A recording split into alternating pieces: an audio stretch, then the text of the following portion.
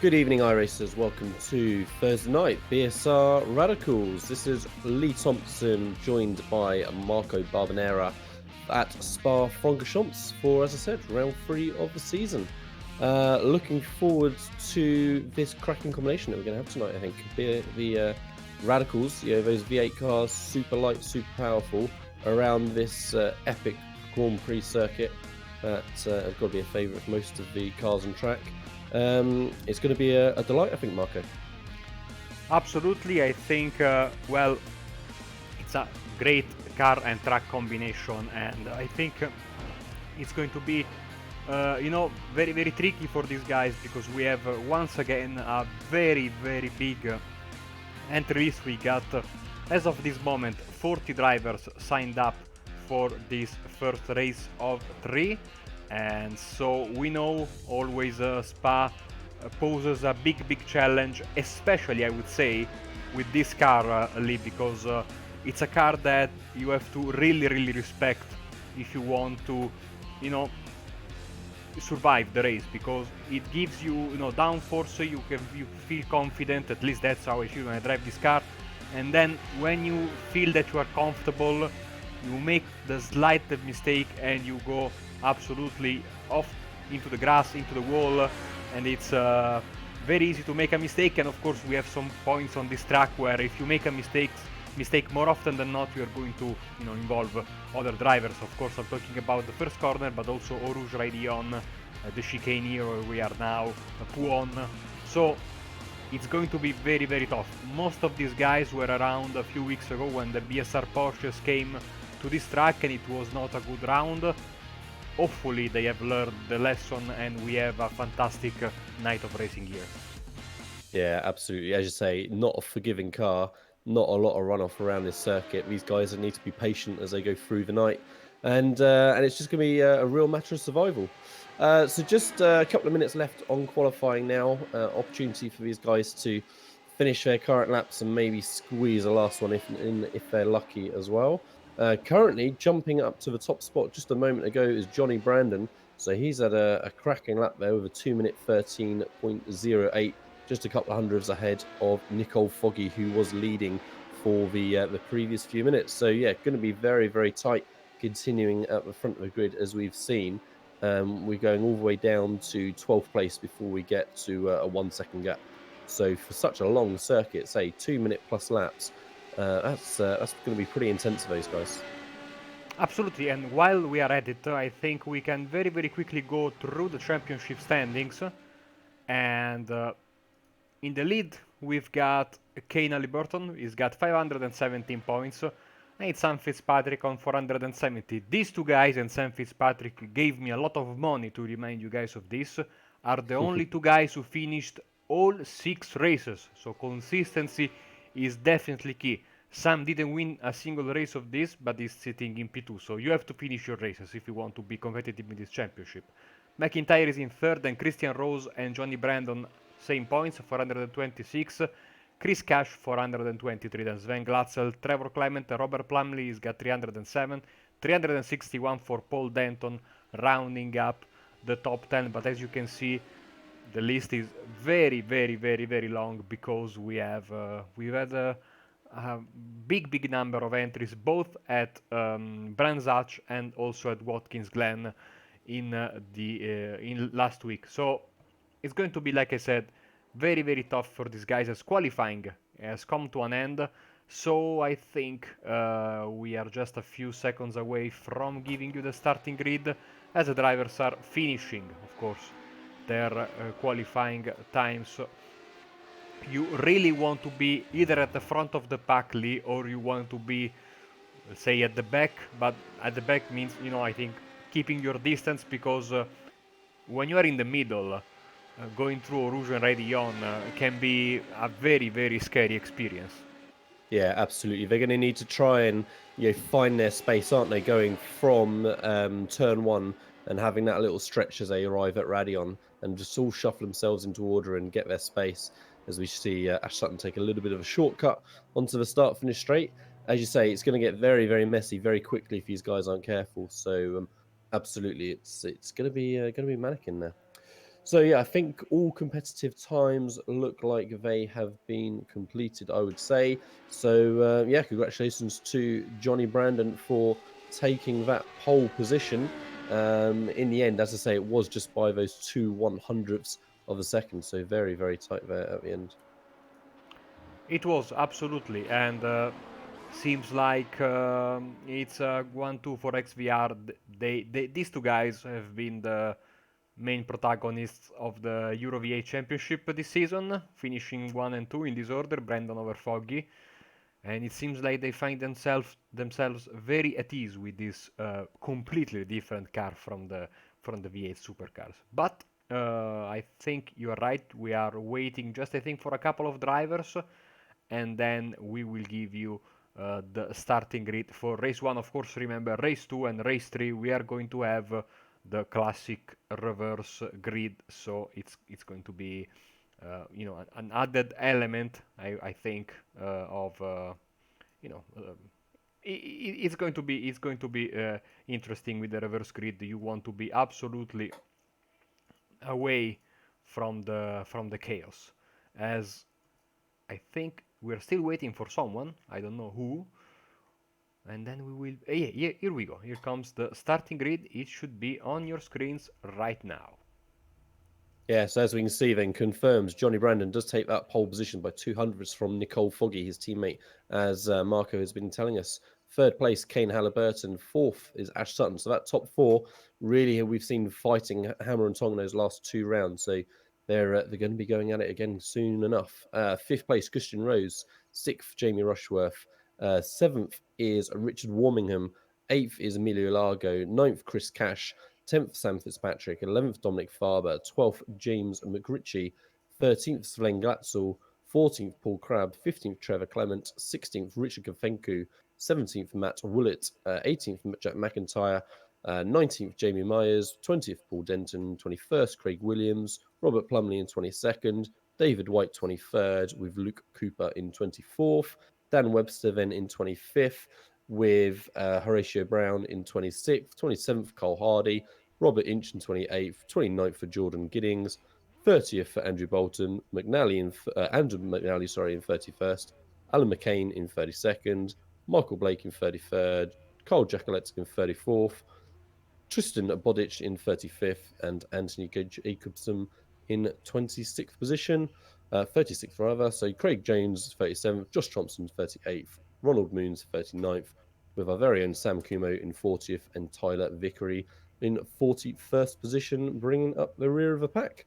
Just a few seconds to go until those revs are going to be really starting to build, and they all look at that awesome curve of Radion and Eau Rouge up ahead of them. Oh yeah, we are starting with the endurance start, so we're going down the hill as the revs are going up, and I think we are about to start. Yeah, so Brandon and Foggy 1 and 2. Who's going to get the start into Eau Rouge? Great initial getaway from Foggy. I think he's got the position held in front. Ash Sutton looking to challenge for that second place as well, but no doing. Halliburton, no, not a great start. Getting shuffled down into fifth. Ash Sutton all over the back of Foggy at the top, and already crashes in the middle of Eau Rouge. Yeah, and it was a terrible case of commentator's curse because Kane Halliburton has been involved in a very, very big crash. And look at that, because there are many, many drivers involved. That was a proper big one, as we have some other crash in there. I think that is Jack McIntyre maybe into the wall. So all sorts of chaos happening at the front and at the back of the pack. And I think Ash Sutton now finds himself in the lead. Yeah, absolutely. Somehow, through all of that, yeah, he got the jump on Nicole Foggy there, ahead of the instant, of course, that occurred. Johnny Brandon, yeah, down into third place. So those top 3-4 cars getting that clear getaway, not getting caught up, but it's really blown the field absolutely apart. We've got 3 or 4 clear groups, it looks like, and yeah, tough start for a large portion of the grid. I think Ash Sutton still leading as we come into the second half of the circuit already. Foggy and Brandon, sorry, very, very close through the S's there. And yeah, Foggy already looking like he's trying to shape up and move into the bus stop. Yeah, as soon as the situation calms down, which I'm not sure is going to happen until the end of the race, we are going to see a replay of that. I think it was Something involving the championship leader, Ali Barton. He went around, I don't know if on his own or with some help, and then chaos ensued basically from there onwards. And Foggy goes up the inside of Ash Sutton. I don't think he's going to quite get the overlap on the entry, but he tries to hang in there, not looking for the cutback on exit, but still very, very close. It just allowed a couple of cars behind Rose and Cash to close as well. As on board with Foggy, he's going to have a little dive on Ash Sutton, is he? No, just shaping him up, getting ready for the long, long run. But no, overcooks it, locks the rears. Oh, and no! Again, cars collected behind as well. What an awful start of these first 2 laps. And that is his teammate also involved. That was, of course, the other XVR driver, Johnny Brandon, as we are trying to get a hang of the situation. So Ash Sutton is in the lead. Jamie Rushworth, look at the big, big gap. Of course, everyone behind Foggy, who was sitting in second, had to take evasive action. And I'm trying to search for Johnny Brandon. Is down in P21, so certainly I think he spun on his own to avoid his teammate, and then everybody behind them piled up. So looks like Ash Sutton, and look at that, Richard Wormingham, making his debut for XVR in this championship, even though he's been a driver for XVR in other series. He's sitting in second place right now, and the gap, you can see quite easily, is getting bigger and bigger. 3.5 seconds between the leader and second place. Yeah, really unfortunate there going into La Source. I mean, you wonder, was Ash Sutton just being a little bit early on the brakes, just maybe a touch of gamesmanship, trying to not allow Foggy that run then up through Eau Rouge, or did Foggy just overcook it? But for sure it looked like, yeah, he was just trying to avoid contact, and that caused the locking of the rears. So, yeah, two big incidents early on here in this race has, like I say, really disrupted the field. But Ash Sutton's got clear, as he has a habit of doing. Richard Wormingham then in second, with Jamie Rushworth in third, Sam Fitzpatrick fourth, Chris Cash in fifth. Biggest gainer up to now is Richard Gafenku with 10 places gained in sixth, but actually Jack McIntyre just behind, 11 places gained in seventh. Emilio Largo then in eighth, with Matt Willett in ninth. And running out top 10 is James McRitchie, as again moves are happening into the bus stop, and we're seeing that real battle for second down to seventh, really getting busy there into the bus stop. And Cash just shuffles back. Defenku looked like being the guy that made a place there. Yes, as Wormingham defending on Sutton, Fitzpatrick waiting in the wings, you see, with his white and green and black car, and behind them is Gafenku keeping his distance just for a bit, as Sutton 214.6, and look at, of course, the slipstream effect in this Camel Straight is absolutely massive, and we all remember what happened at Watkins Glen last week, so that big straight create all sorts of passing opportunities for these guys. Yeah, and side by side still as they head into Lake Home, they just about going to give each other enough space. They do, and that's a move completed there on the inside, but on the outside just about gets a drive as well, but gets blocked in the end. And now the move is completed, and we're able to tuck back in. So that was a move that took good 2-3 corners to sort out there, and yeah, Fitzpatrick, Rushworth, being the car that just dropped down slightly. Yes, of course, all this is helping. Oh, who's that? Jamie Rushworth. Oh, another one, another massive crash. Look at the cars spreading and looking for a safe way out of the situation into the Puon runoff area, as Rushworth, I think, has got very big problems with his car because he's in the wall, and this once again breaks up the lead pack. And now we've got some significant gap between, I think, second, third, fourth, and then fifth with Matt Willett and Emilio Largo, and then behind them is the Craig Setup Shop Train, Jamie McRitchie, Craig Williams, Dominic Ferber, and Jamie Myers. Yeah, unfortunate again. Yeah, it looks like the guys are just struggling mid-corner a little bit with that car stepping away from them. But I just say it's a shame that's broken up a real battle between second and seventh there. That was looking like it was going to get very tasty indeed. But like I say, yeah, Willett, Largo, McRitchie all looking tight here as they come through the bus stop. And these guys, again, just going to be shaping themselves up for the best run they can out of Eau Rouge. And to be fair, you see that shot down the front of the GP front straight. That's quite a train of cars we got there. So hopefully those guys can keep it clean, and we're going to see some good battling through the remainder of the race for, like the second half of the top 10. Yeah, look at the track map there. It's unbelievable the amount of cars that are forming the train, basically, from 6th all the way down to 20th. They are all in a matter of one straight. Yeah, so here we go. Then see that slipstream effect again as Largo looks to move out on Willett, with McRitchie feeling a sniff of that as well. He's going to try and gain the spot as well as they head into Lake Coombe. Getting a little bit twitchy mid-corner, has to back out of it, and Willett manages to hold on for now. McRitchie just has a little sniff into the next corner as well, but nothing doing. Yes, and further back, I mean, Plumley went by Myers on the straight, and Michael Blake is sitting in 19. Johnny Brandon making a comeback is in P18, and I'm seeing that. Let's see, Kane Aliberto, no, he's not back on the track, so he will finish his streak. Let's see if also Sam Fitzpatrick's streak finishes today. Yeah, absolutely. So big points hits for many of those guys that were really at the sharp end of the point situation. Halliburton, Foggy, Rushworth, yeah, it's tough all round for those. But as you say, Ash Sutton, Fitzpatrick, they are very much still in the mix. Ash Sutton scampering away still, more than 6-second lead now. So he's just going to be stroking it home. But knowing Ash, I feel like he's going to be pushing all the way. As we watch on board of Fitzpatrick, and ahead is Warmingham as they head in towards the bus stop.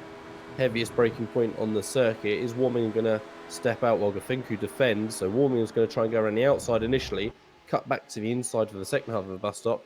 And what a great move that looks like. That was. Got the overlap completely just in the first half there. And Gafencu had no response on exits. So, yeah, maybe just a little bit cautious offline for Gafencu there. And that allowed Warmingham just to, steam straight up the outside as he has a little sniff back into the source. But I don't think it was happening anyway. As Sam Kumo is out of the race, as you can see now. Sorry for cutting from that battle. We are back with it. Yeah, so Warmingham still just defending from Gafencu as they come back down the Camel Straight, ready for Lake Coombe again. And again, we see the overlap there kicking in. So Gafencu just getting ahead for now. Who's going to be bravest on the brakes as they head into Lake Coombe? And again, it is Gafencu that time. Warmingham was the one that just backed out of it. It's the reverse of the previous overtake. But that's going to be the theme of the race. If those guys can keep it clean, then we're probably just going to see those overlaps continue thanks to that draft effect. Yeah, we still have 10 minutes left in the race, so there's plenty of time. Of course, one lap is quite long, 2 minutes and 13 seconds, more or less, 12, 15, maybe with all the battling that we are having, but still, it's absolutely... McRitchie. In the background there. Yeah, it's McRitchie. Yeah, trying to reverse, not reverse, pointing back in the right direction, and he's able to do so without involving any other driver. I'm seeing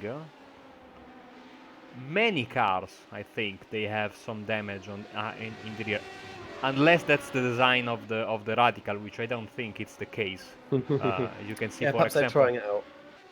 Gafencu's car seems okay, but Warmingham's and Sam Fitzpatrick's car seem to have a little bit of rear end damage, as also see Craig Williams has got some damage. This car doesn't like to be hit in the back.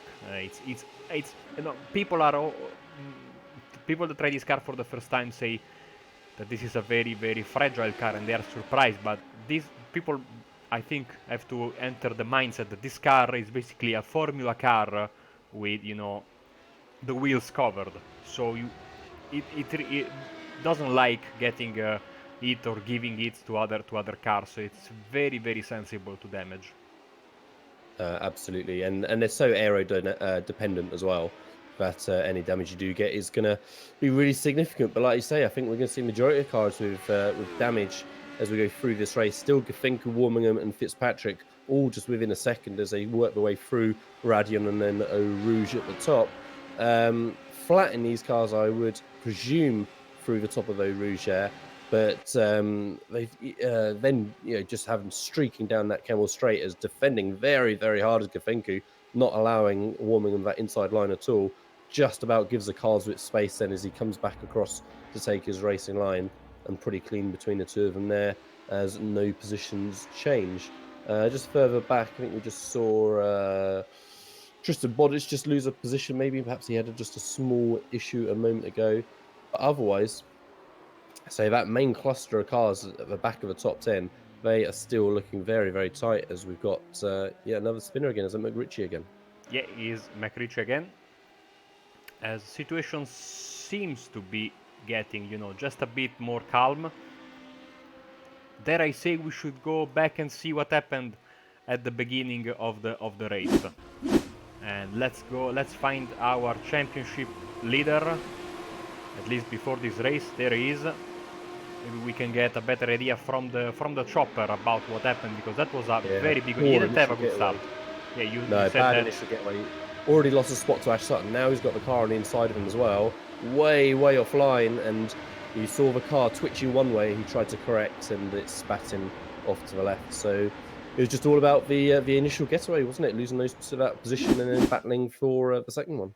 Yeah, and all the other guys that are coming there, it's not easy for them, because first of all, you don't that you have so little reaction time, and then, like we said, this car. Ooh. Oh, so that's a big one. Mayers.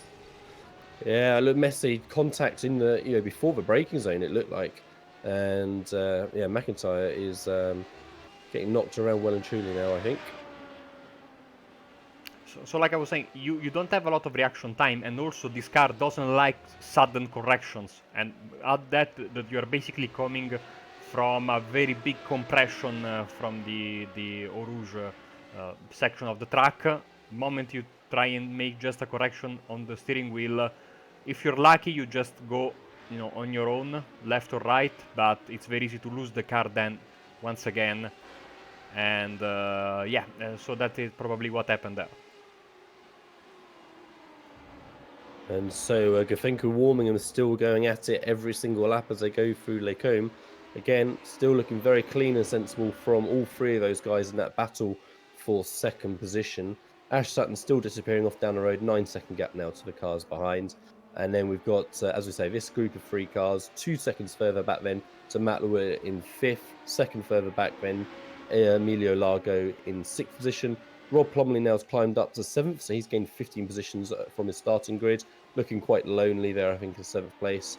Paul Denton, Paul Crabb, and Craig Williams then in 10th position at the front of the little group of cars. In fact, there's only really 10th, 11th, 12th now left from that initial large train. So unfortunately, even that's got blown apart quite well now. And we've still got these little groups of 2-3 cars. And Gafenku now just making a little bit of a break, almost on Warmingham. So Sam Fitzpatrick maybe wants to get moved on this lap and make sure he doesn't let Gafenku get away. Yeah, absolutely. I mean, we know Sam is driving with his head. I talked to him on Sunday, I think it was, or maybe it was. No, I talked to him yesterday, and he said that this is his mindset for this championship. Having been on the on our side of things for many times, he knows what it takes to do well in this championship. Like we said, finishing the races, being careful. And the only time I think he really risked was race 3 at Watkins Glen, and he was very lucky to get away with that, because he was able to bring the car home in a decent position after that massive wreck at the carousel on the final lap of race 3 at the Glen.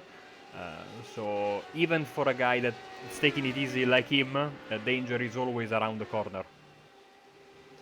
Yeah, absolutely. As we've seen already, car in front of you makes one little mistake, or if there's contact between the two cars ahead, and that's it. Everything gets finished up from there. So just into the last few minutes now of this 20-minute race 1 of the evening. Very, very tight there, it looks like, between Williams and Brandon, as Brandon moves out, looking to go the long way around Les Combes as they work their way all the way down Kemmel Straight. Horatio Brown there, probably in quite a sensible place, just watching just a second or so back. Not much space between them on entry, but Brandon there just a little bit more cautious on the brakes, but gets a much better run through the corner. We see a bit of snap oversteer from Williams there as well, mid-corner on the change of direction, but gathers it up. Unfortunately, Brandon had the space still. Different line going into the long hairpin there, a little bit tighter on entry from Brandon, but then you could see Williams was able to go wider on exit, and that really gained him quite a bit of time. Brandon struggled maybe just through that section, lost 3 tenths or so. Yeah, we don't know the amount of damage on Johnny Brandon's car from that contact in the second lap of the race. If I who's that? There's a slow car, and should be Christian Rose. Yes, he's 1 lap down, proceeding very slowly on the exit of the double gauche, sorry, the Pouan corner. But if you go to Spa Francorchamps, that's what they say on the road signs if you want to go to that particular corner. And I say every time we get to a race at Spa here on Apex Racing TV, if you can go and watch a race there that is not a Formula 1 race, absolutely go there, because it's a beautiful experience. Especially the 24 hours where I've been a couple of years ago has been the best racing experience I've ever had as a fan. And so which corner should you camp out at, Marco, for the best view for something like that? You have to, I camped at No Name Corner, the left-hander after the Brussels hairpin, and you get a view basically of the entire track from that point there until the start-finish line. It's absolutely amazing, and I will show you a photo after the race, after this one, because we wanted to camp at the Lecumbe, but you cannot camp there, so we moved searching randomly, and we found that beautiful spot. Oh, this is very close for P2. Yeah, warming and moving out on the slipstream of Gafenku, but not quite got the position as they head into Lecumbe. Fitzpatrick still looking closely as well. Willett now has joined and made that 4-car battle. Has a sniff up the inside of Fitzpatrick, in fact, on exit. And yeah, 4-car battle now as we've... they're gonna scrape one more lap in, I think, after this, depending on how far down the road Ash Sutton actually is. But yeah, these 4 cars now all battling for second position. So 2 podium spots available, 4 cars fighting for it. A couple of people are going to be quite unhappy. Incidentally, last time out, Ash Sutton had an error or a problem with a back marker or something similar. He had a very slow lap, 2:17.79, lost himself 2.5 seconds or so, but he's looking okay on this lap. Yeah, good for him that he can afford to do that.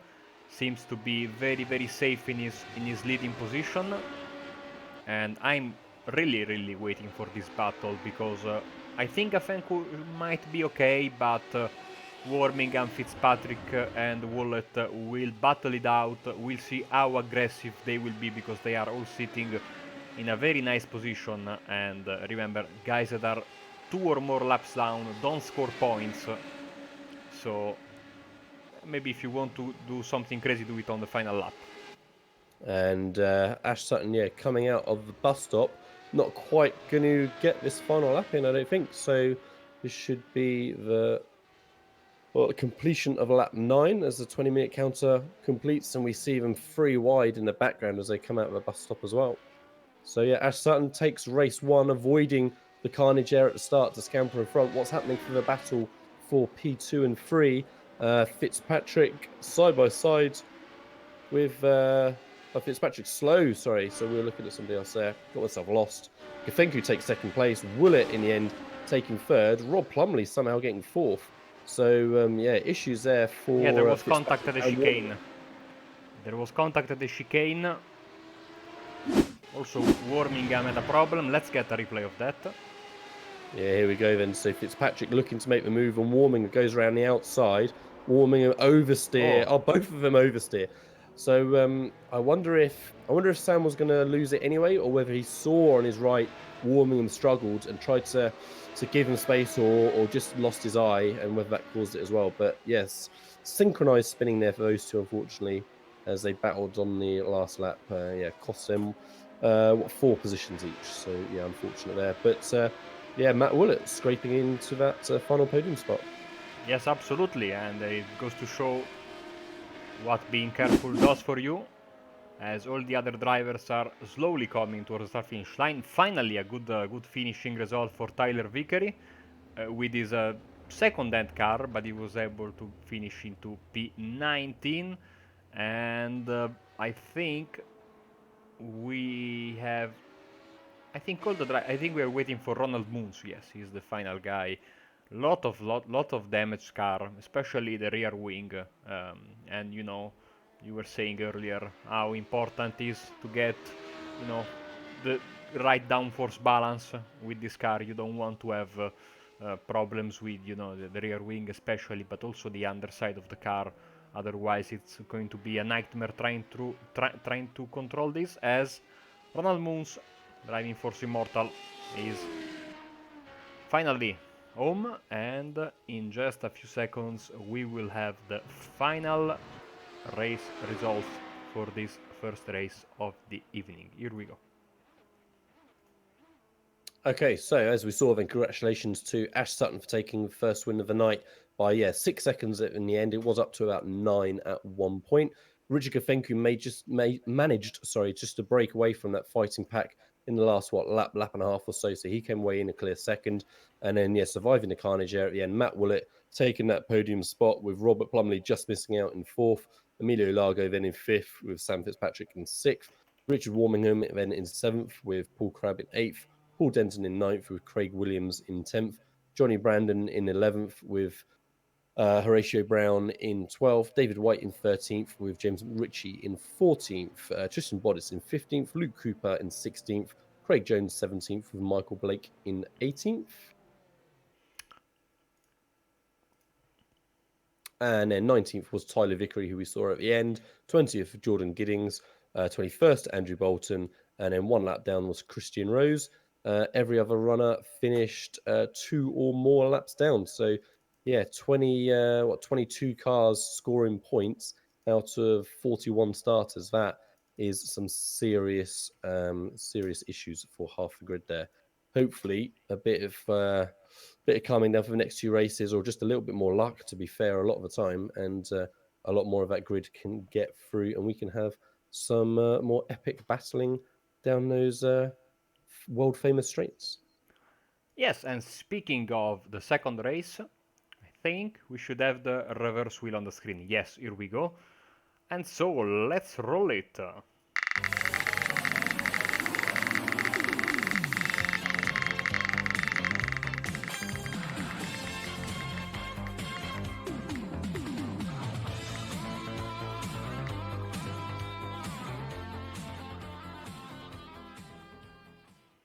It is 15, so it's going to be Tristan Boddice on pole position for race 2 with James McRitchie right besides him in the first row. So good chance for these guys. Johnny Brandon will also have a decent starting position since he finished 11th.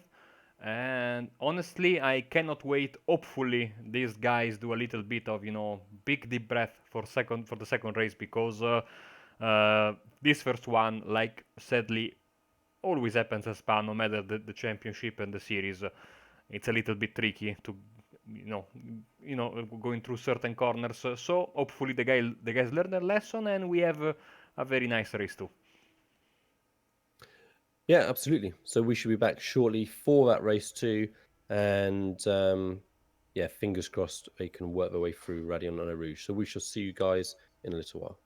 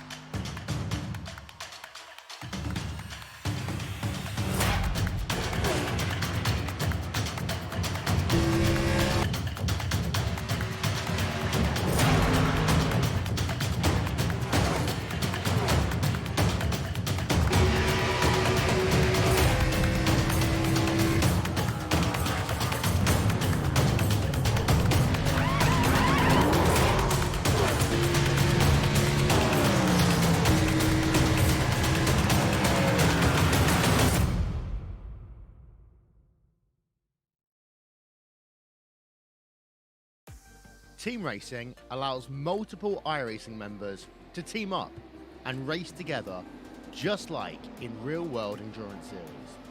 Teammates can share driving duties, spot for one another, or be a crew chief. Team racing is free, both to join a team and to create one. Each teammate races on his or her own computer from wherever they want to. Your teammates can be anywhere in the world, and changing drivers mid-race is as easy as a click of a button. iRacing features team endurance events ranging from just a couple of hours to 24 hours in length. So, if you fancy taking part in an iRacing endurance race in the future, you can learn more about team racing on the teams page on the member website.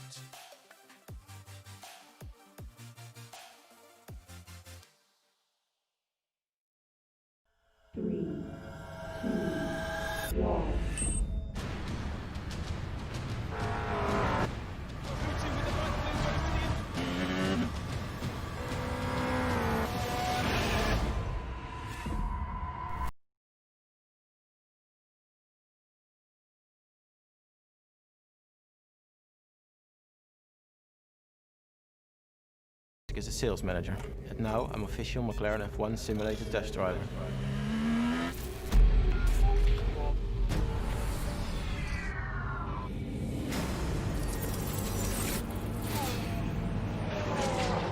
So it's 1.4 behind.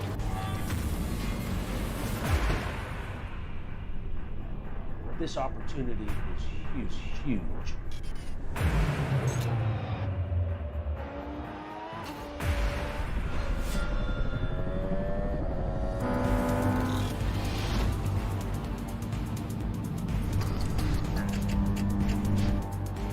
That's it, 46 watt. That's faster than the factory McLaren driver, and he's done 6 laps.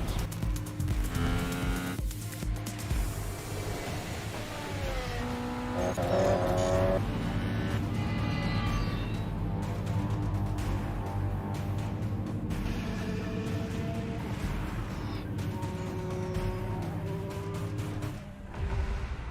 go race.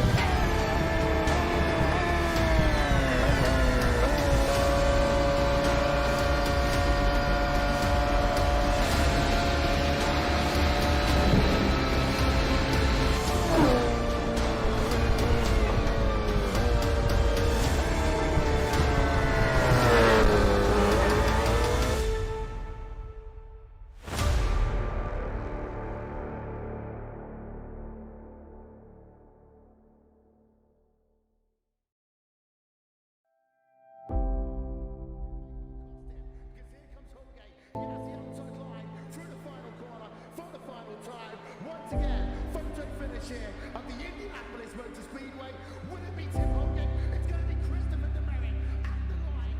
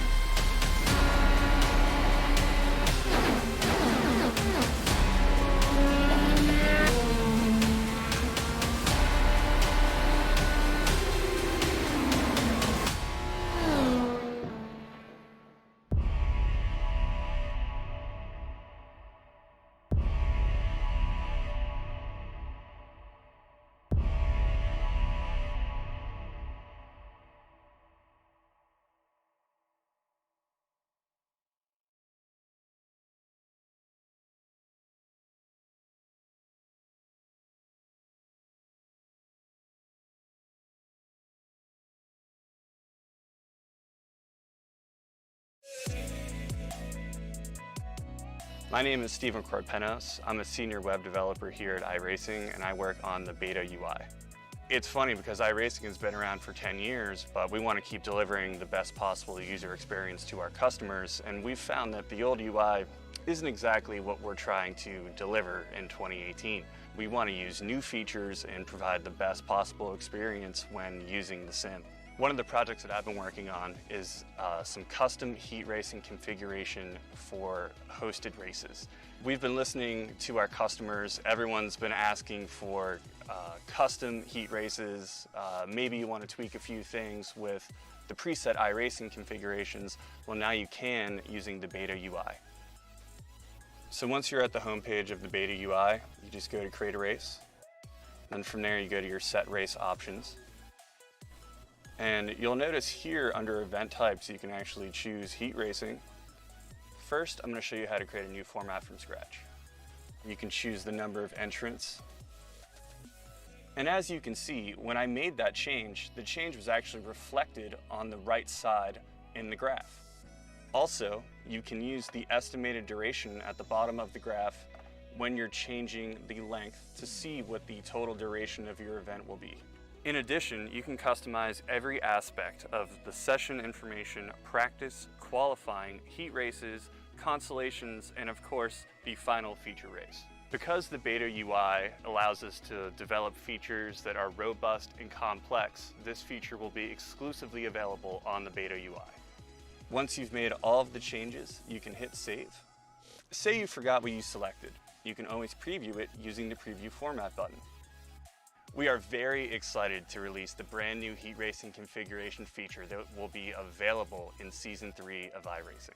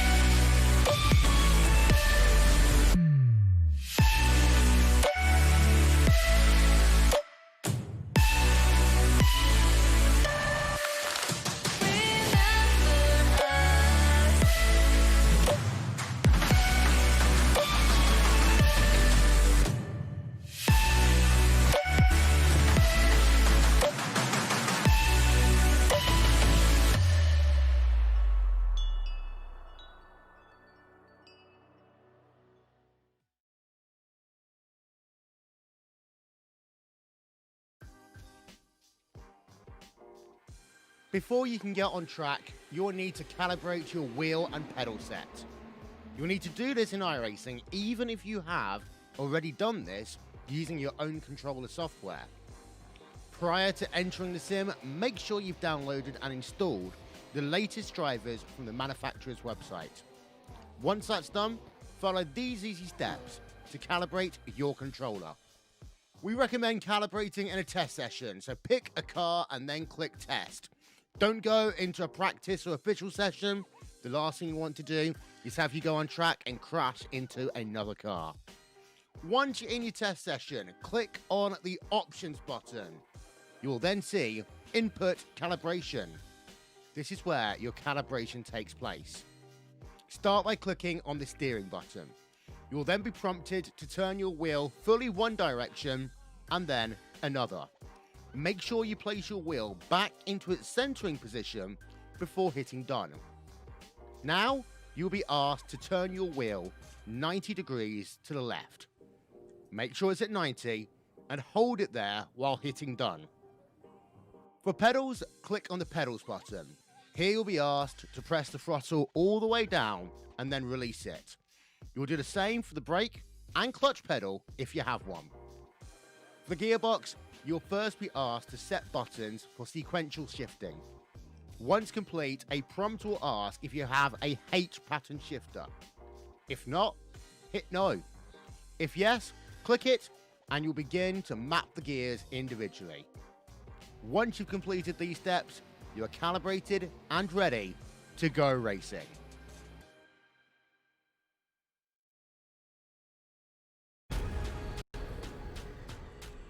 The most realistic online racing sim ever made. This is iRacing. Detailed laser scan tracks, fully dynamic real-world cars, and over 50 series to choose from. 6 online world championships offering over $100,000 in annual prizes. This is the original esport racing game. This is iRacing.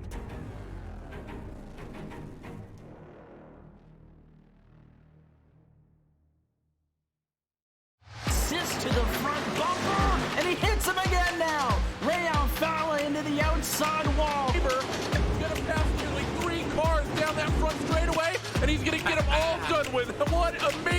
Lee to the inside goes Logan Cloudman is gonna touch in. Pit press, sideways, what a save! Look to the outside as Cronkite goes off. De Jong into second place. I'm going for the switchback. Oh, pinpoint driving. It's howling down to the inside. Trying this contact though. Slide left to the racetrack. Chris Benner drives it back down underneath, and he takes that second spot right back. Joker goes to Garrett Lowe. Garrett Lowe should take victory with all that contact. He's going to try and make the move around the outside the Paravolca. That's not going to work, but he's going to try and get...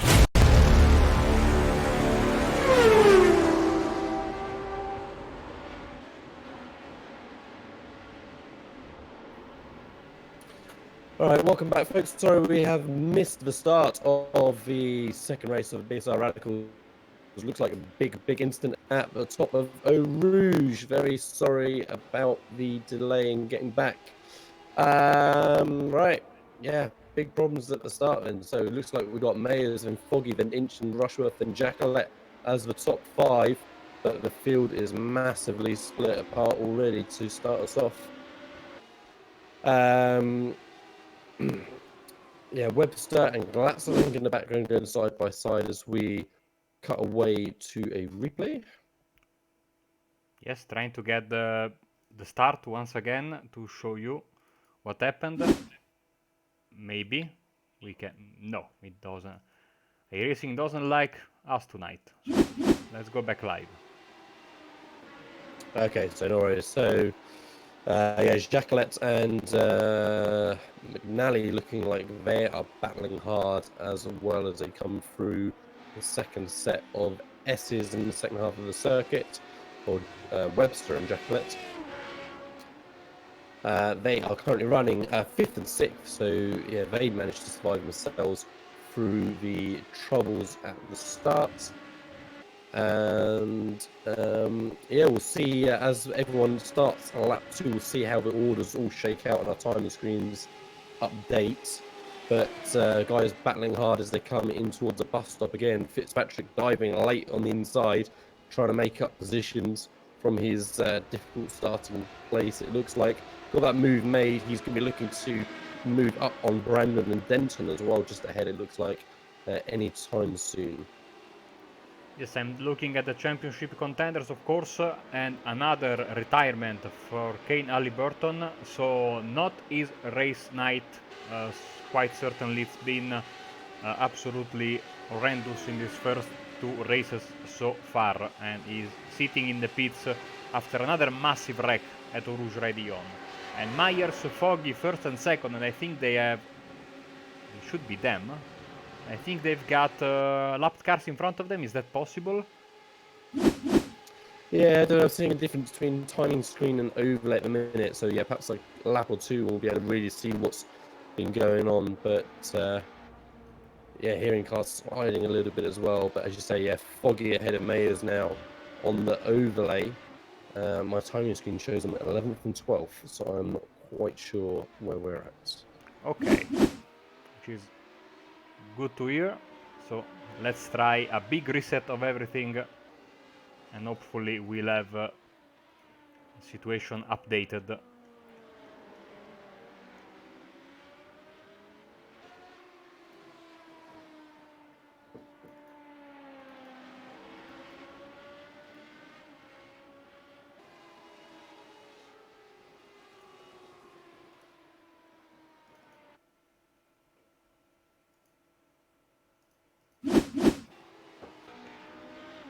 Okay, this should be the right order then. David White, Okay, Johnny good. Brandon first and second, and Sam Fitzpatrick in third. Yes, very good. And I can commentate now. Everything makes much more sense. So yeah, good. So Fitzpatrick then, yeah, right up at the sharp end. So we saw him making those moves just a lap ago, and that was for yeah, for that podium spot for third, just behind Denton and Warmingham, looking like they're very, very close as well as they came through Blanchimont. So are they going to be side by side as they head into the bus stop? Almost. So I think Denton there looking to go up the inside of Warmingham. As on the exit as well, Foggy battling hard side by side as well on exit, but gets clear. How's it going to look into La Source as a car looks to dive up the inside just in the background as well?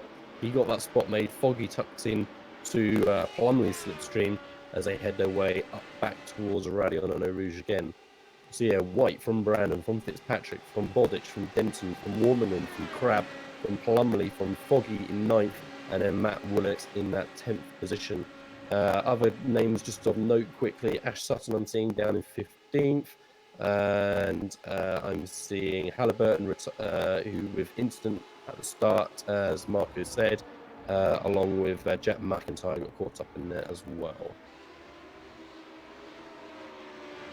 Yes, unfortunately we had another chaotic start. Eau Rouge didn't, you know, the drivers had to pay the price once again in that corner. Hopefully we only get that, because front pack is still very, very close to each other.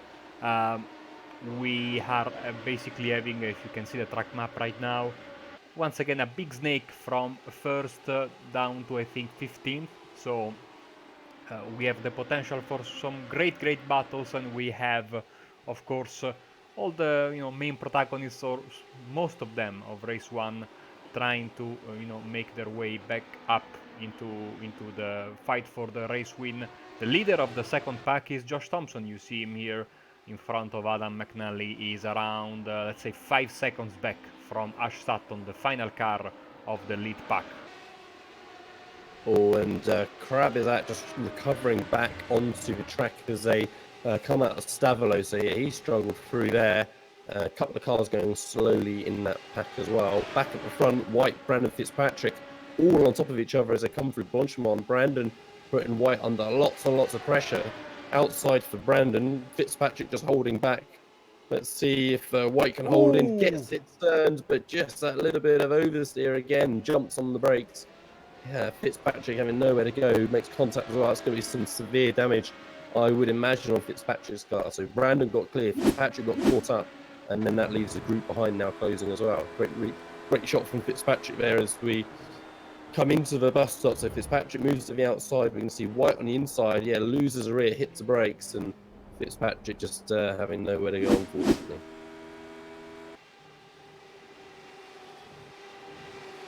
Yeah, that was very, very hard to avoid, I think. Oh, no, no, bodies.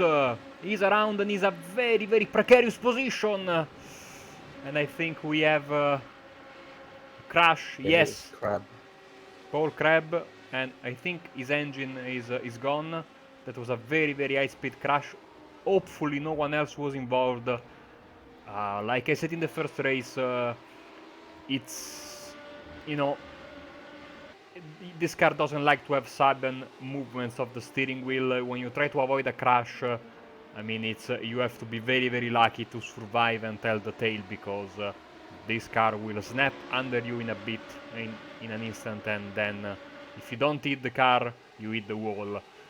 And well, that was a contact with the car, of course. So sadly, we had another big crash. Only 2 cars involved. I'm absolutely stunned by that, because that could have been a massive, massive crash.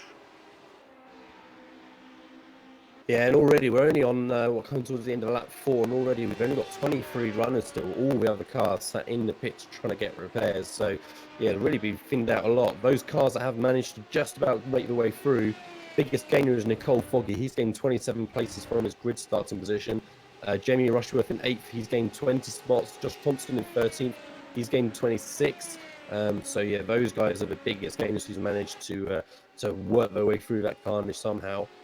Thompson and McNally here looking pretty close, just a few tenths between them as they work their way through towards Blanchimont. And Fitzpatrick on Brandon. So Fitzpatrick doesn't seem to be struggling with that damage that I presumed he had. Carlos clean at the front. Oh, contact behind as well. So that was Denton that just lost it onto the inside wall on acceleration. I presumed there was contact first, but I couldn't quite see. But yeah, Brandon defending from Fitzpatrick still. Fitzpatrick now under lots and lots of pressure from Foggy. All of a sudden has jumped up into 3rd place. And Foggy, you've got to say, money is where the money is going to be placed on taking this race win if he can get through his next 2 positions. He seems like he's been just working his way straight through the field. Fitzpatrick moves to the outside as they come down Campbell Straight. Foggy takes the slipstream. That's going to leave Brandon high and dry on his own. Fitzpatrick's got the overlap. Foggy trying to come through as well. Fitzpatrick now defending on the inside from Foggy. Foggy going around the outside. Can he carry the momentum without drifting wide? He can. Just a little twitch again on the change of direction that enabled Fitzpatrick to carry the momentum. Defending again from Foggy as they come into Brussels. And can Foggy continue around? No, a twitch from Fitzpatrick. That sent him into Foggy. But again, they were both lucky, continued on. And finally, the move is rescinded. Fitzpatrick holding on from Foggy, Brandon, Willett, and Warmingham. As I'm getting a notification in the chat that your microphone, just like last week in the second race, your microphone doesn't like the second race apparently, because it's sounding a bit, popping here and there. As Foggy goes on the outside and takes the lead back. Yeah, unfortunately, the microphone issue was on Andrew's side last week, not on my side, so there's nothing on my end. That seems to be the matter. But yeah, so Foggy got that move then on Fitzpatrick. Can Fitzpatrick come back as they head back down towards Blanchimont again, or is Brandon going to be the one that's going to get the run down? We shall see momentarily. Brandon closing quickly on Fitzpatrick as well, so they're going to be 3 wide almost again as they come back to the bus stop. Fitzpatrick going to the outside.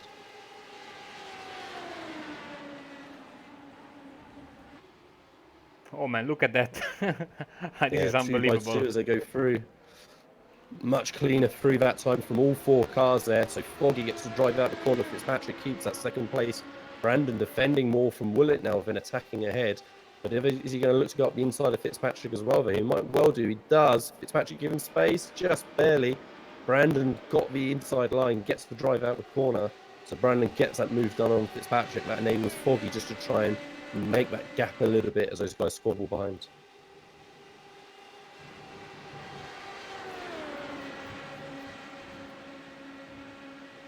Back once again through the camel. Yeah. Yeah, no, go ahead. Yeah. Yeah, back to Lecum again. So again, Fitzpatrick goes to the outside, runs onto the grass on the outside as well. Foggy defending hard on the very inside, 4 wide now they make it. Very optimistic from Willett. He breaks far too late, loses the rear. Is there going to be other contact? Everyone just about scrapes by.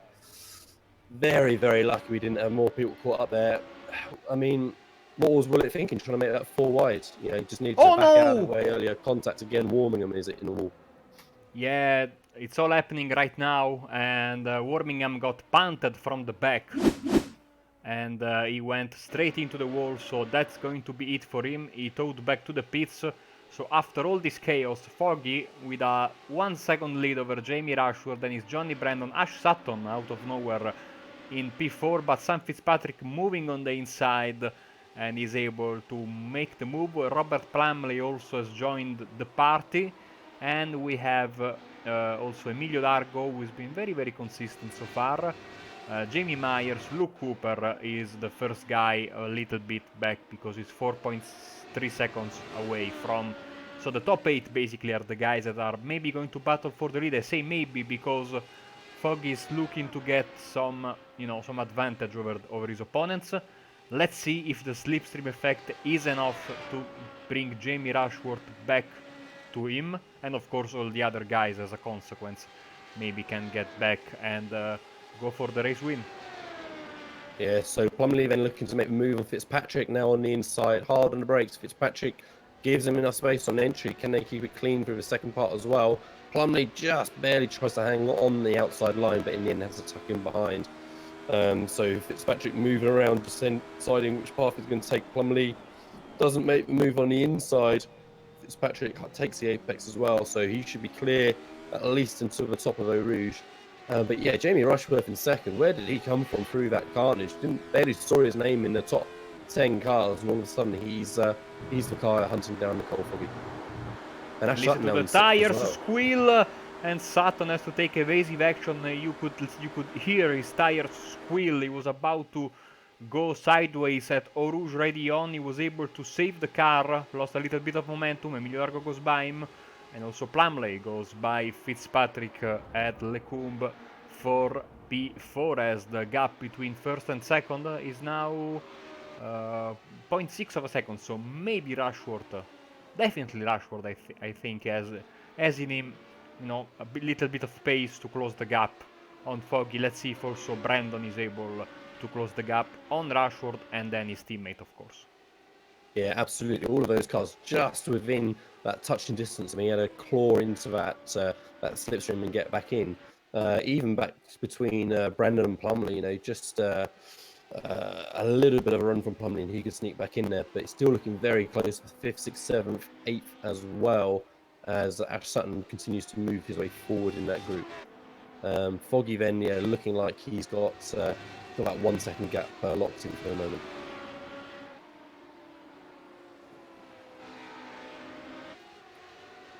Yeah, so Plumley leading in this battle for 4th at the minute. Fitzpatrick not able to really close for now. He's under lots more pressure from Emilio Largo as they work their way through towards Blanchemont again. Largo already shaping up to make a move. Which way is Fitzpatrick going to go? Is he going to defend the inside? He does hold on to the inside initially, but that takes his racing line. Largo doesn't look to make a move at all, so they all stay as they were that time by. Yeah, nice defending there from Fitzpatrick. Largo, like I said, has been very consistent today. He always seems to be there, and I don't think he will take unnecessary risks, as Sutton maybe trying to go for a move on Jimmy Myers in P7, but so far he's staying put. In the front is 0.7 of a second, and maybe I think Largo will go again for a move on the Camel Straight in this 8th lap of the race. Only 4 minutes left in race 2. Yeah, so as you say, then here comes Largo and Fitzpatrick. Fitzpatrick takes the inside line. Largo's going to have the slipstream of Plumley ahead as well, so he should be clear before the braking zone. Indeed, there we go. Sutton wasn't able to close at all on Myers either, so he's still following behind. But yeah, Largo gets it slowed down and tucks in behind, takes that 5th position. Down to half a second now between Foggy and Rushworth. So Rushworth still trying to just chip away ever so slightly, and and Brandon just watching from afar in that third position, that final podium spot. I want to, after the race, maybe get a replay of that spin from Woollett at Lecombe chicane, because that was a very, very scary moment for all the leaders, and they all took great evasive action. It wasn't easy. They were able, luckily for them, it was a relatively slow speed corner, so they were able to, avoid any kind of major contact there. But still, that was a very, very scary moment, and that broke the lead pack basically and gave Foggy what is up to now the decisive advantage for this second race, as I think, we are now in just about 2 minutes left, 2 minutes and a half left in the race. And Rushworth is coming and coming and coming. He was a bit faster than Foggy in the previous lap. And I think we might get a very, very tasty battle for the race win. Will we have... Oh, God. Not anymore. Rushworth loses a rear on the exit of the bus stop. So unfortunately for him, that gives Nicole Foggy a clear break ahead. And Rushworth, after working his way through, gaining 20 plus positions to get into that second place, unfortunately tucks back in just behind Ash Sutton, I believe. So yeah, Foggy now with nearly a 3-second gap over Brandon. He's just got this final lap to survive. And then, Plumley taking up that number 3 spot, final place on the podium. And, problems for Sam Kumo. Struggling again. Another unfortunate race for him. So yeah, white flag is in the air, so one more chance for these guys to get moved on. Thompson and Woollett are battling, and you see a bit of damage on the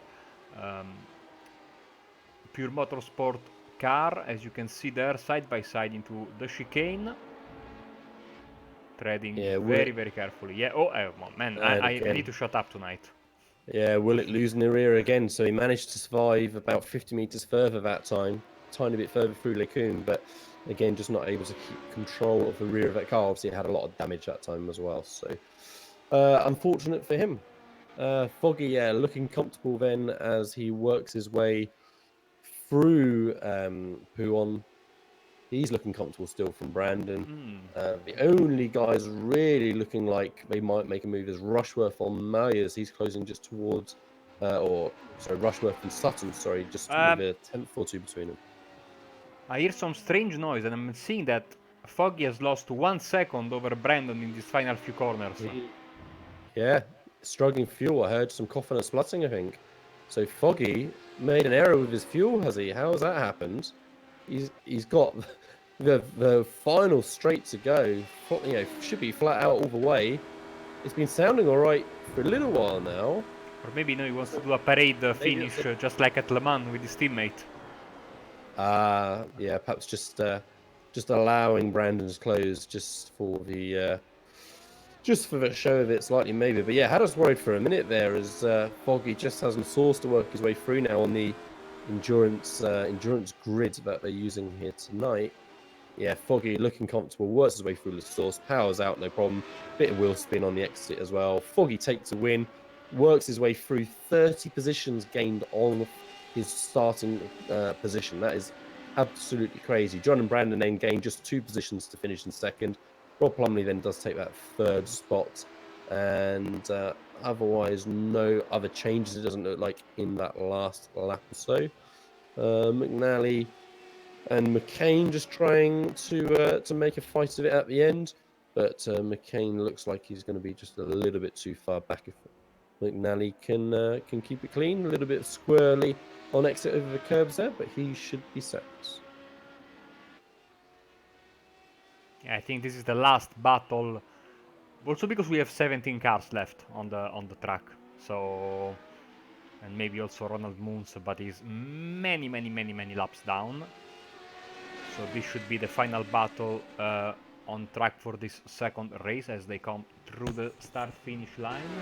We have also Tristan Bodis, Dan Webster, and Robert Inch running. Yeah, that is Ronald Moons, who he hasn't completed a single lap in this race, so this will be his first lap. I think he took very extensive repairs to his car. Nice for him, to at least finish the race. I think Webster went around there, but luckily for him, no one was able to challenge him for P16, and Robert Inch having a problem or two, trying to bring his car back to the start-finish line. Yeah, so very, very high attrition again in this race. We have 39 starters with 17 finishing on the lead lap. Tough for these guys to get through a race in these cars. Unfortunately, we're seeing lots of issues mid corner and corner entry with oversteer as well. And these guys just trying to figure these cars out a little bit still. Maybe just they're obviously a lot more on a knife edge than the MX-5s or the Kias. And again, one little error, you can't just mop up maybe like you can with a Kia Optima. Right, so here's the final race results then. Nicole Foggy, as we saw, taking that win from his teammate Johnny Brandon by 1.4 seconds. Rob Plumley taking that third spot over Emilio Largo in fourth. Sam Fitzpatrick recovering to fifth place. Jamie Rushworth in sixth. He was obviously challenging for the win with just a couple of laps to go. Jamie Myers then did hold off Ash Sutton in the end, who dropped off by 4 seconds for 7th and 8th. Josh Thompson then in 9th, with Matt Willett taking the 10th position. Luke Cooper 11th, Carl Jackalette in 12th, Adam McNally in 13th, Alan McCain in 14th, Tristan Bodich in 15th, Dan Webster 16th, Robert Inch in 17th, and those were the only point-scoring cars. Next car then was Sam Kumo 2 laps down. And we can see how many cars were out early on, 8 and 9 laps down. Tough start for these guys in race 2. Kane Halliburton having the toughest night we've seen so far of the season. 2 DNFs from lap 1 instance.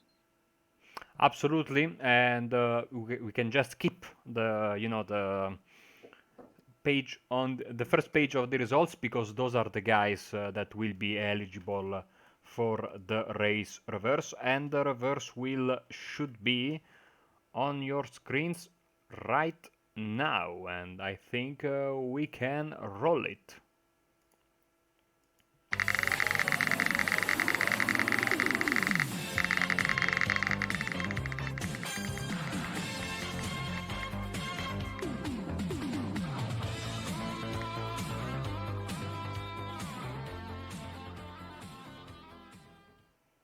And of course it's going to be a full reverse, so 17 guys. Robert Inch, pole position.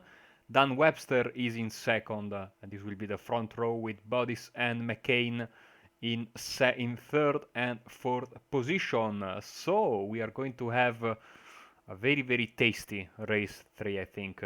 And it's once again going to be very, very tough for these guys, especially the quicker guys. I think, Lee, because they will start once again in the middle of the pack, and hopefully third time is the charm and nothing bad happens in the first corner. Yeah, absolutely. So we're going to see instances at some point, but it'd be great if we can get at least the first few laps with just this train of radicals all coming down Camel Straight. That would be absolutely good to see. But we won't have long to wait again. So join us again for race 3 after the intermission. And we will see good luck to Robert Inch for that front row start.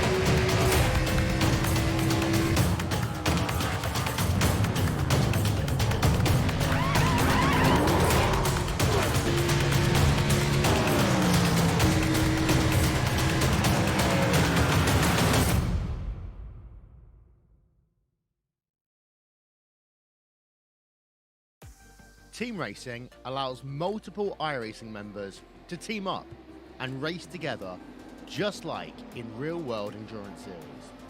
Teammates can share driving duties, spot for one another, or be a crew chief. Team racing is free, both to join a team and to create one. Each teammate races on his or her own computer from wherever they want to. Your teammates can be anywhere in the world, and changing drivers mid-race is as easy as a click of a button. iRacing features team endurance events ranging from just a couple of hours to 24 hours in length.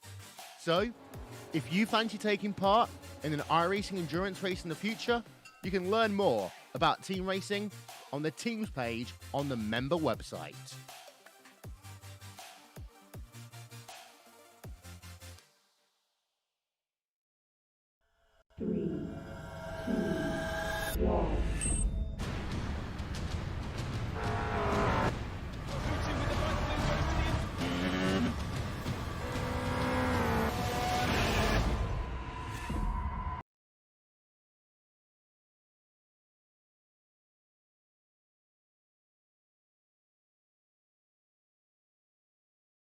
Desk as a sales manager, and now I'm official McLaren F1 simulator test driver.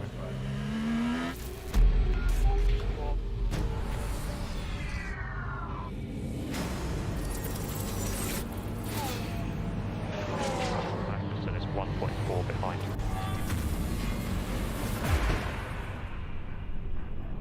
This opportunity is huge.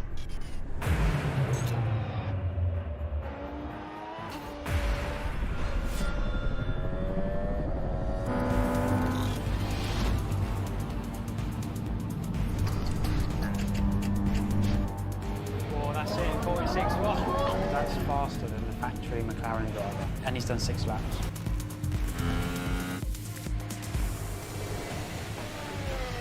Let's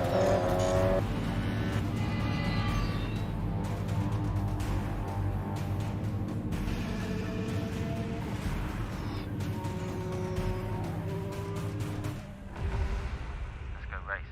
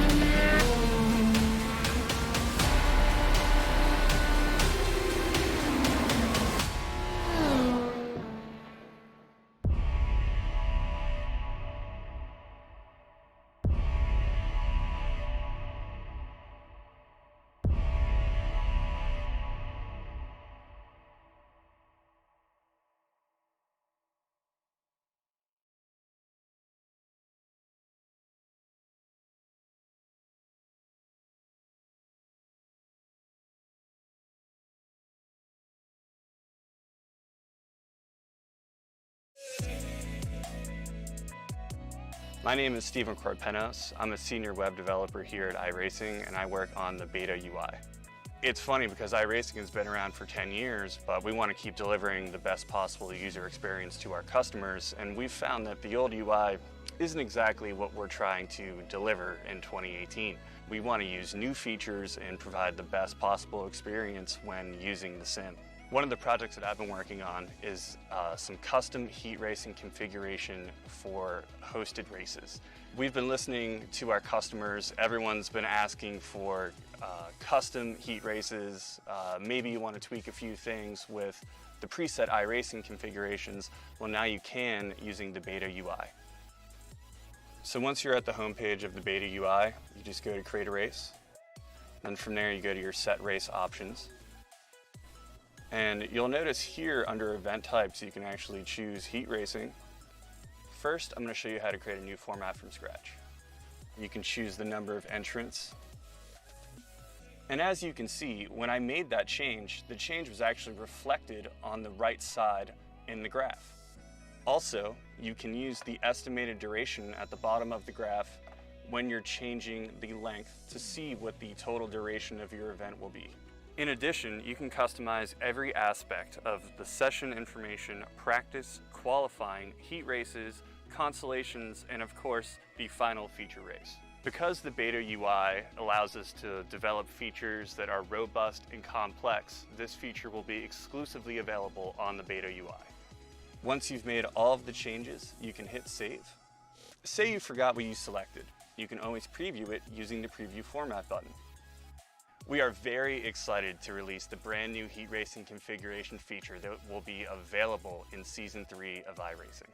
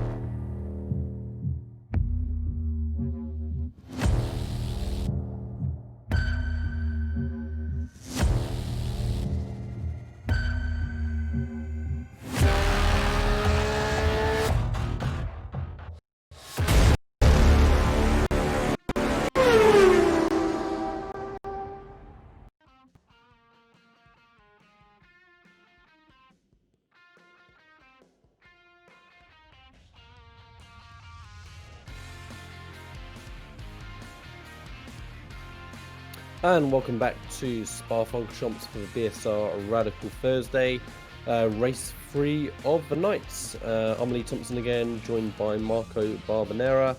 Just a couple of minutes left to go for warm-up finish, and then we can get started with this final race of the night. Yeah, it'd be very interesting to see, as we said, if any of the big hitters can get through a little bit cleaner maybe this time by. And there's going to be some of those guys at the sharp end who are really feeling like they've missed out on a lot of points tonight, I'm sure. Yes, especially this guy here. Kane Halliburton came in as a championship leader, will not leave Spa as the championship leader anymore because he scored 2 big goose eggs in race 1 and race 2. He had 2 first lap crashes, and he will score 0 points for those races. And he, at this point you really need to get in the mindset of just try to get finish on a high if that is possible. But this also brings another problem, I think, and the problem is that many of the drivers that had problems in race 1 and race 2 are, I know because I've been in the situation in the MX5 Championship, for example. You say you are so frustrated about race 1 and race 2 that you try to do too much in race 3, and also some drivers might be a little bit frustrated. Some drivers might be angry towards other competitors for what they supposedly done in the earlier races. So we might see, I think, some more crazy stuff, drivers trying to do too much. We'll see, because of course we hope to have a clean run this time around, especially in the first corners, because otherwise it's going to be once again a massive pile-up. And here we go with the starting grid.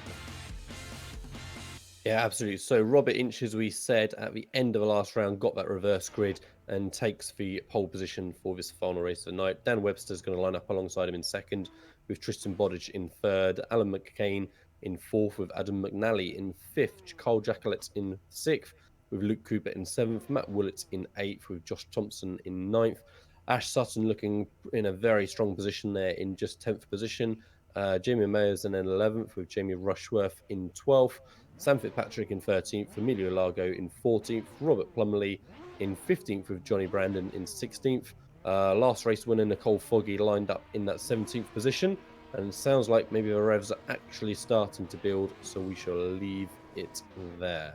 Or perhaps I could have kept going, they're just getting a little bit overeager, but better safe than sorry after the last race. Right, here we go then. So, lights about to go red. Robert Inch, Dan Webster on the front row. Who's going to get the launch off the line? And looks like a great start from third position, in fact. So, second position could be under a little bit of pressure as they head into Radion. But no, single file for that top three. How's it looking further back? Oh, there we go.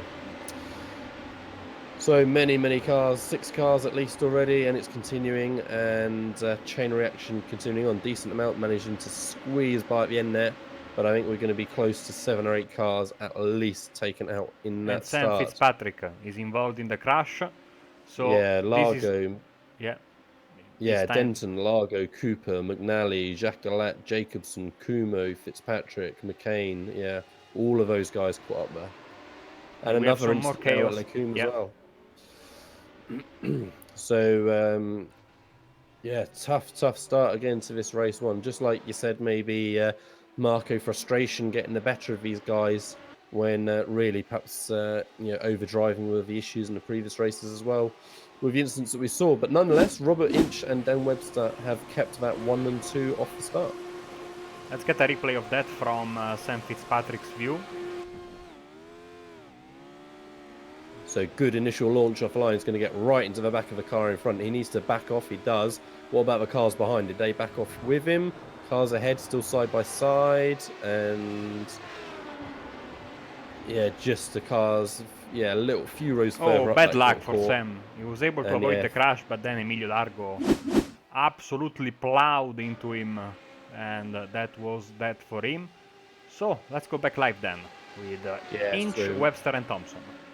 That's it. So these three just at the front have got a little half-second gap to Rushworth and Thompson and Rushworth further back. Rushworth and Sutton further back. But side by side here into the bus stop. Oversteer for both of them. Synchronized again like we saw in the previous race. Ash Sutton just about catching through. Gets collected as well. This is just... it's been so long since I've seen BSR a few years ago, and it feels exactly the same. Feels like a bunch of children driving at times, guys. More crashing in the back. It's Dominic Ferber.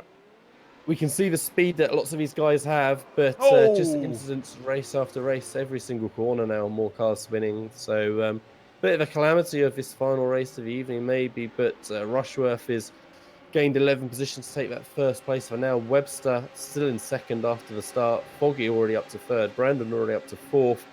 And we've got, Webster losing a place now to Nicole Foggy, who takes the inside with Brandon following him through, just like we saw in the previous race. Foggy and Brandon neck and neck as they go through. But yeah, Webster losing 2 spots there down the Kemmel Straight. Getting cars twitching. And cars behind getting collected as well. 2 more cars out there. That's going to be Crab and Thompson, is it? Yes. So yeah, they both struggle to get underway again. Unfortunate for them as they went through Lake Combe. Side by side again now between White and McIntyre. And so they just about managed to keep that together. Scrabbling up on the curb, I think, was McIntyre there. And he had to back out of it at the end and settle for that 10th position. Yeah, so sadly my prediction was for once right. The drivers were too eager to get something done, and we have, I think, the worst start of all 3 races because we've had some very, very big crashes all over the field. And we are already left, I think, with around 25 cars on the lead lap, more or less. As these guys here, McIntyre White, with McIntyre going very wide there. You can go there, of course. You get an off track, but you know, better that than hitting the wall or something like that. Yeah, and that extra momentum from going wide enabled him to drive straight past. There's a car in front in the wall as well. Glatzel, is that? Yeah, it's Glatzel, yeah. And I think the move between McIntyre and White was completed, so McIntyre did hold on to that spot.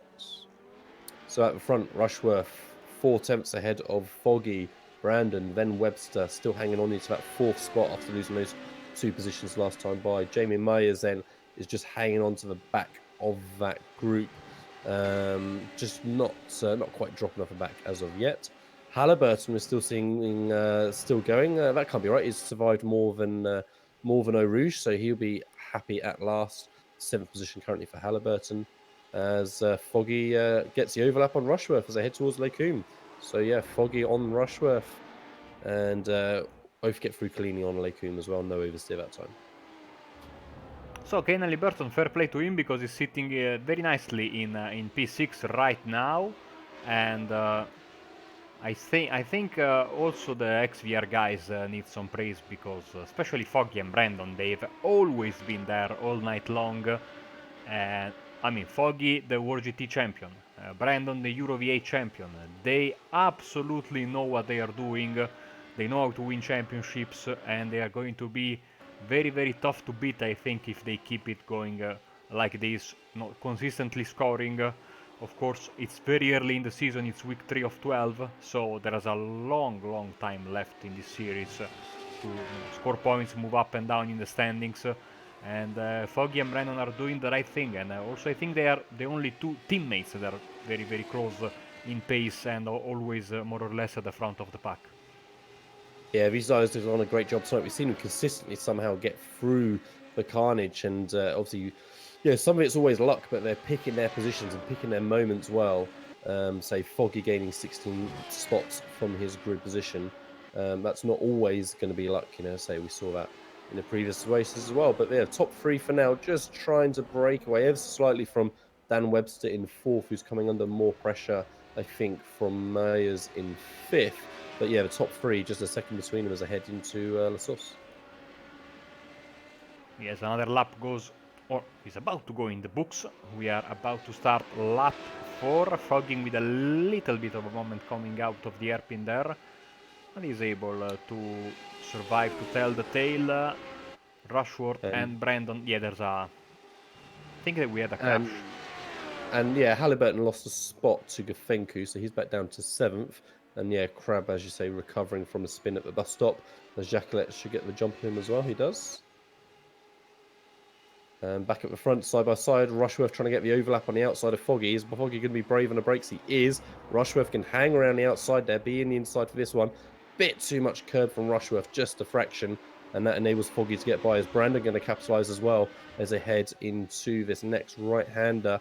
Might not quite be close enough. Optimistic from Brandon there. He required Rushworth to allow him the space.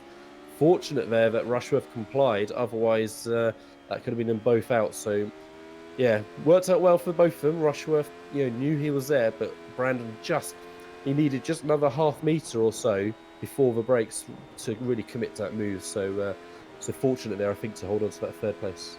Absolutely, as we ride on board with him, and we get a nice view of this lead battle with Dan Webster, who's behind them a bit, as we have, I think, a problem for McIntyre. Yes, he's around at the Puon corner, I think. Yes, so he loses a bit of track position as we go back to the front. I was saying, nice to be on board with Brandon, as we can see from the best seat in the house. I think this lead battle for the race lead. Yeah, we can see Brandon just dropped off ever so slightly, so just a few tenths back from these guys now. Rushworth closed right onto Foggy. Foggy holding the inside. Rushworth's going to have to take the outside for the first half of the bus stop here. Foggy always strong on the brakes, just outbraked Rushworth purely. So Rushworth had to slot in behind. Brandon right up the gearbox of Rushworth now. He just needs to concentrate on the exit for La Source. No point in trying to make a move going into it and get himself lined up for the run-up Kemmel Straight. It'll be interesting to see how the teammates play it as they run up Kemmel Straight. Foggy is going to want to not allow Rushworth the toe, and as soon as Brandon maybe gets an overlap, then he'll try and give the toe to Brandon, I'm sure. So it'll be interesting how that works as they go through the top of Eau Rouge here. Rushworth closing, so he's already got a great run on Foggy. He's already moved out. We can see Brandon closing as well, but not quite as quickly. So, yeah, Rushworth got the overlap. Brandon's got the slipstream of Foggy. Is he going to make it free wide? He thinks better of it. Backs out. Foggy got the overlap. He's good on the brakes again, as we've seen. Can he hold it? Rushworth isn't going to take quite so much curb that time. Still gets a little bit of oversteer, though. Has to back out of it and correct. And, yeah, works out well for the two of them there. Rushworth just covering the line just because he knew he got a slow exit. Brandon going to sweep around the outside, but nothing happening at that time by. So, yeah, very, very close 2 laps running for Rushworth to try and get that move done on Foggy. Rushworth gone. Oh, unfortunately, we saw, again, entry to mid-corner, just that rear stepping away. And, you just can't gather it back up on these cars, unfortunately, or it's very tricky. Yeah, so, it was. It was. View of that. Yeah, it was a little bit sideways. I saw coming out of the corner, not by much, but see, he was already losing it and then overcorrecting. Nothing you can do at that point, I think. Yeah, we could see right at the moment of turning, as he turned in, the rear just kept on going around. And yeah, these cars, they are sliding around the whole time. The rear is moving the whole time, but it's retaining that controlled manner from it, unfortunately. So yeah, just saw how hard Rushworth was pushing it. It was unfortunate because he had 2 real good goes at Foggy 2 laps running and wasn't quite able to make it. Let's hope Brandon can catch back up to Foggy because he's lost a little bit of time through there as well. He's a second and a half down, so it'd be nice for that battle to develop again. Yes, live update on the gaps on the left side of your screen right now. You can see is every car in comparison to the car in front of them. The gap 1.2 between the 2 XVR guys, as I think Christian Rossi is going quite slow because White and Williams were able to catch him there in the braking zone, as Foggy puts another lap in the books, and we are starting now lap 6 of this race.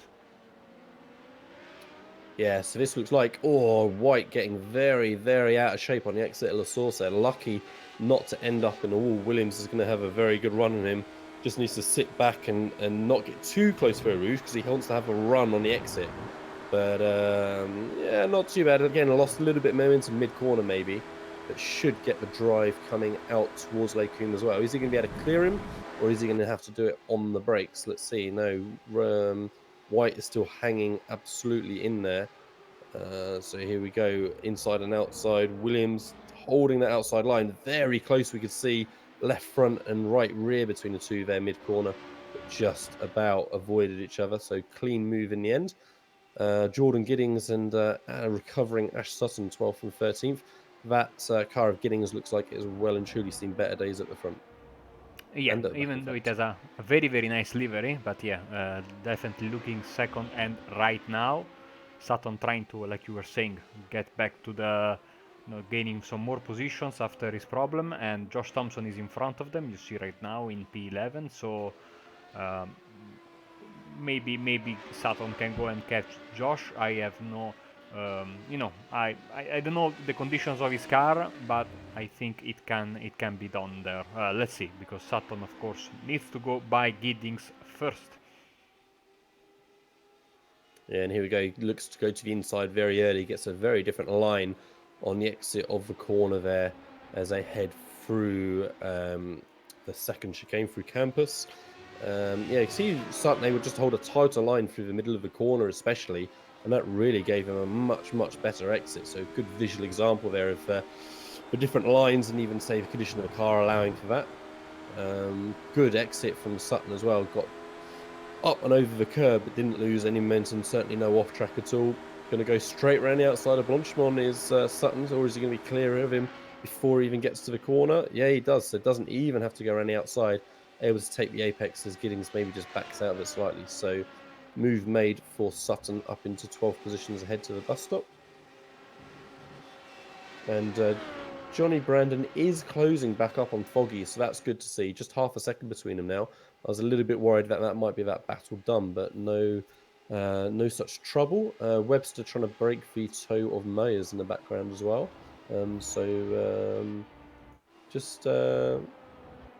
Yeah, a little bit of space between those two as they work their way through the Kim.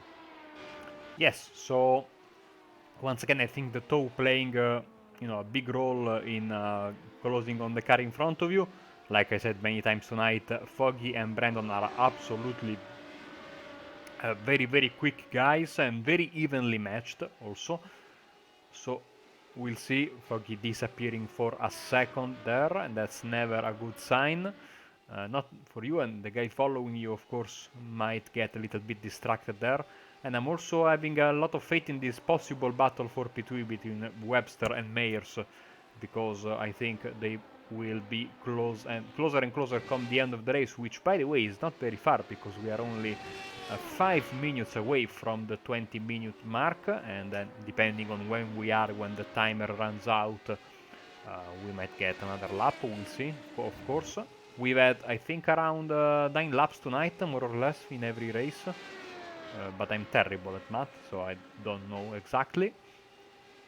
Yeah, I think that sounds right to me. Ash Sutton lost that spot again to Giddings on this lap at some point, so he's dropped 3 seconds back and is now under pressure from Bodic behind. So you see that progress forward has not worked out for Ash Sutton. I think he went around at the right-hander here, yes.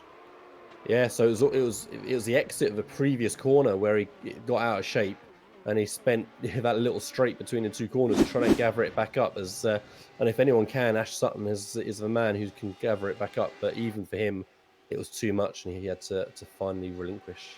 Yeah, Ronald Moons has been parked in this spot for quite a bit. He's enjoying the view, I think. His name has been flashing red for a while. Hopefully, maybe he's watching the broadcast on his tablet.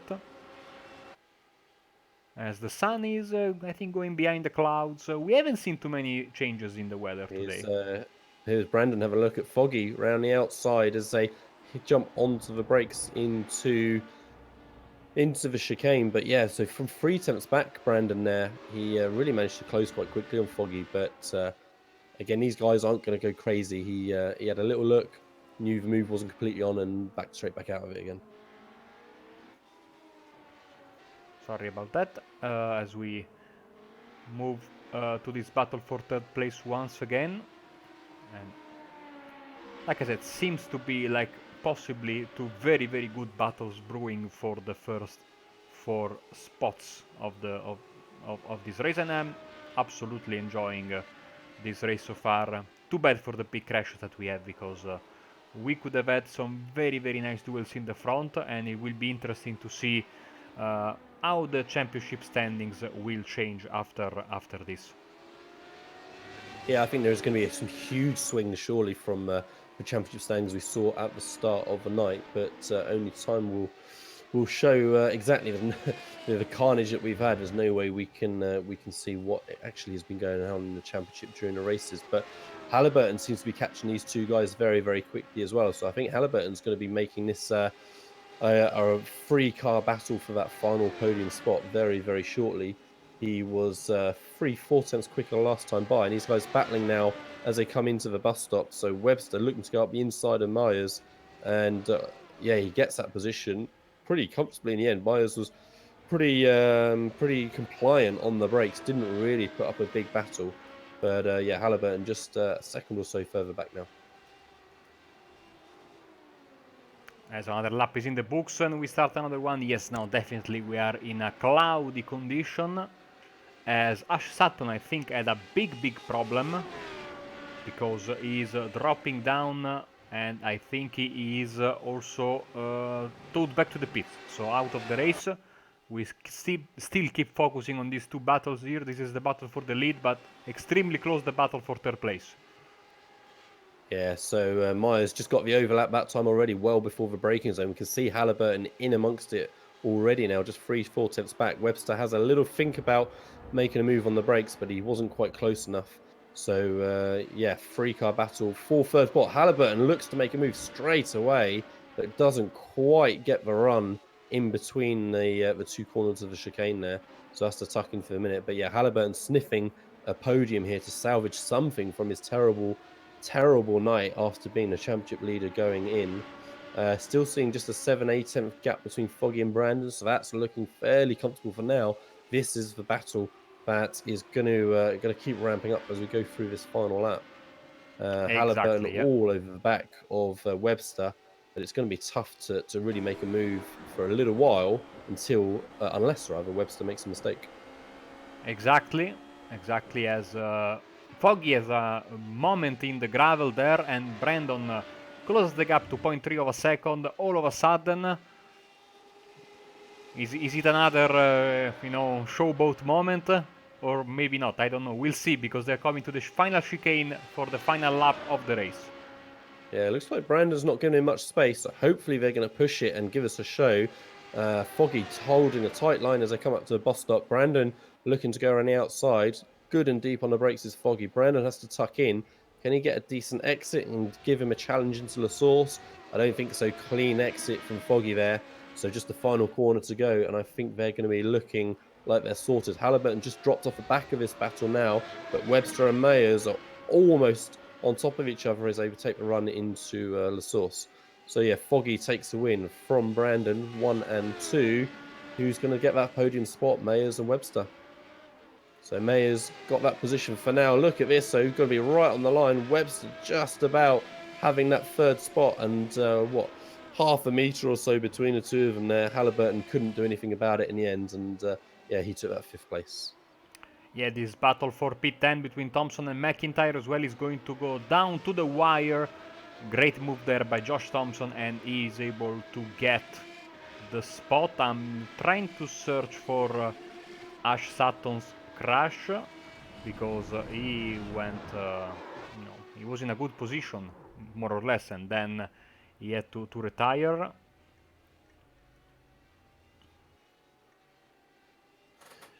Yeah, so again, high attrition rate in that race as the guys struggled on opening lap. Right, here's our... This is what we saw earlier, I think. Yep, that's it. Then so did well to recover that.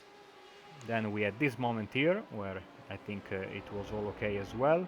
Then he towed back to the pits, but I cannot find for the life of me the event on the event viewer. So this will remain, I think, a mystery, as Nicole Foggy and Johnny Brandon celebrate their race win in this third race of the night, and a nice 1-2 for XVR, I'd say.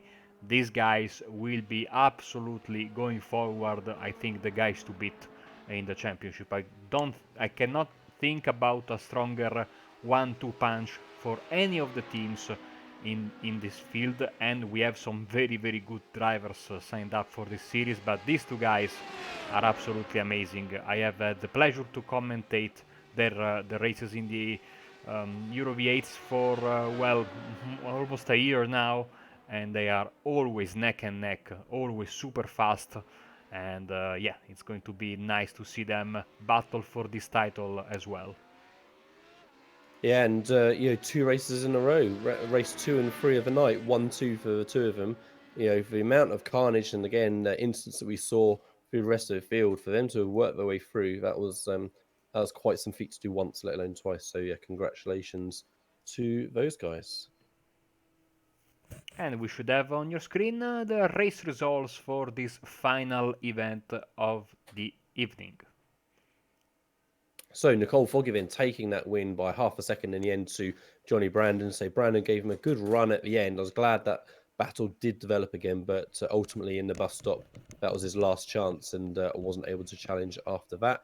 Dan Webster, we saw by the closest of margins, less than 200ths of a second it was on the line, taking that third spot over Jamie Myers. Kane Halliburton then getting his first finish of the night for the championship leader going into the night. Not what he was hoping for at all, I'm sure. Kane Halliburton, 5th position. Craig Williams then in 6th, with Christian Rose in 7th. Richard Gafenku in 8th, with David White in 9th. Josh Thompson, we saw gaining that position just at the end there for 10th over Jack McIntyre in 11th. Jordan Giddings in 12th, with Tristan Bodic in 13th. Sam Kumo finishing on the lead lap in 14th, with Michael Blake in 15th. Carl Jacquelet in 16th, with Craig Jones in 17th. Anthony Jacobson then in 18th, with and that was in fact the last point scorer, because then Ash Sutton was the next classified finisher in 19th, 2 laps down. So again, so many cars out with 8-9 laps down. It just really shows the carnage that we had at the start there. Absolutely, it was once again, like you said, a race with a very, very high attrition rate.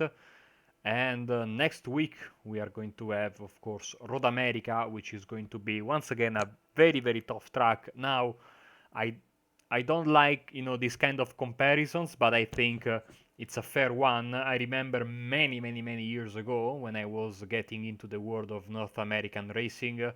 I read that Road America is basically the North American Spa Francorchamps, and I somewhat agree with that because we have every kind of possible corner, long straights, sweeping corners, very hard braking zones, hairpins, and kinks and elevation changes.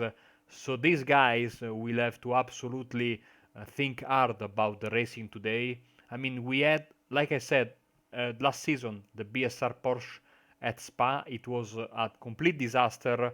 And next week we had Interlagos, and it was the best round of the season. So I'm confident these guys will do a little bit of soul searching because they are in for another very, very, very tough track next week in Road America. One of the best tracks in the world, in my opinion. Yeah, absolutely, and it's what a great start to the season it is for this on the schedule. Brands Hatch, Watkins Glen, Spa Francorchamps, Road America. 4 of the very best circuits that we have on the service. Not a huge amount of variety almost between those tracks, if you like. As you say, Road America certainly having a similar feel to Spa, maybe just missing the iconic corners, if you like. But for sure, epic tracks all round and great fun in these radical cars. Lots of slipstreaming to be had there again next week, to be sure.